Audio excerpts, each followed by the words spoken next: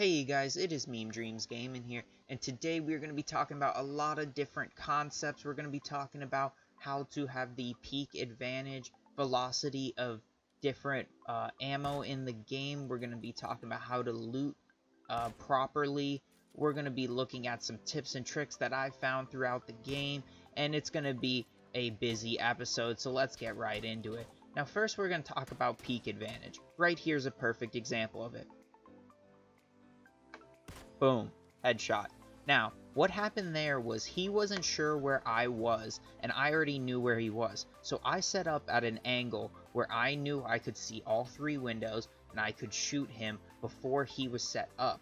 That means I had the peak advantage. I knew where he was, I knew where he was going to be, and he didn't know where I was going to be, which lets me get off a free shot before he can do anything. This is very crucial in first-person gameplay. Now, I will mention this does not work in third person because people can look around the corner and shoot you because they can see around corners without actually looking. That is why I play mostly first person. I feel like it's more fair that way. Next, we're going to be talking about velocity. Now, I think most of you should already know this. If you don't, the 7.62 ammo has a slower velocity than the 5.56, which means the bullet takes longer to get to your enemy. So you have to lead it more, and you have to factor in how far they're going to be moving in that time. This means it's a lot harder to aim with the 7.62 compared to a 5.56, and that's why a close shot like that, which was probably not even 50 yards or 50 feet more like it, was very far in the leading category because I still had to lead him coming towards me and wait for the distance of the bullet and all of that. Honestly, sounds really complicated. It's not that bad once you learn this sort of system in guns. Now I'm going to be talking about sort of a combat advantage of leaning. It's always important. If you're holding an angle, try leaning because this moves your head compared to your body. Your head is going to be leaning to the left or the right and not be centered on your body, which means it's a lot harder for people to get a good spray. They can't just spray your body and your head and just insta-kill you. They either have to pick your head or pick your body, which most of the time, unexperienced players are just going to aim for your body. They're probably going to miss, and they're not going to hit you in the head. Hence, you're safer leaning. People aren't going to expect your head in a different location. They probably estimated where you're at, so it's a big combat advantage. Now for a small little gameplay tip that I found out, I know I've seen a couple other people doing this, but I wanted to share it with you guys.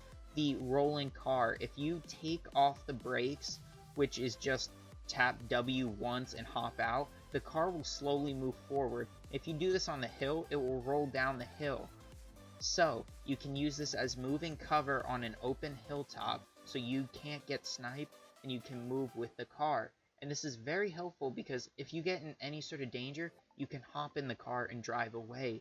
There's very little downside to this, and it provides you nice mobile coverage over an open area. The only downside is if they shoot your tires and you get stranded out in the middle of nowhere. Luckily for me, that has never happened to me. So I don't know if people are even thinking about shooting tires in this scenario, or if that's something people should be looking out for. Next, we're going to be talking about understanding your scopes. Make sure you understand how your scope works. I know for the longest time, I thought the sort of bottom of the arrow of the ×4 scope was where you fire. So I was constantly overshooting my enemies because I wasn't putting it on the very tip of the arrow, which was my issue. Just like the ×2, I sort of aimed the dot a little bit higher than the head, and often with a little bit of bullet drop at this distance, it works out as a headshot. Again, this is all relative. You got to make sure you're understanding your own gun and you know the distance. Now, next I want to talk about don't lock yourself into one gun for a gunfight. In a fight like this, I should get an easy headshot insta-kill on this guy, but I am terrible with the Kar98 and keep missing. So eventually I get one hit. There's no need to try to get a second hit with the Kar98. If I just pull out the SCAR, I know one body shot with the Kar98 is going to do at least over half damage, so I only need to land maybe 2-3 bullets to kill him with a scar. Here's another example of it, but I also use this sort of hill as cover. So in this case, I shoot him once, I hide back behind the hill until I change weapons, and I just stand up and spray him down. This is a very easy tactic to get a lot of damage, and most of the time it works out in trades. If you hit your enemy for one Kar 98 shot, that's usually over half his life. Compare that to getting shot twice with an assault rifle is probably down to 60% health. So you always win the trade if you hit him once, and most of the time he's not even prepared to hit you twice before you change weapons. So a lot of times, hit one Kar 98 shot or hit one M24 shot, switch to an assault rifle, fire 2-3 bullets, they're dead.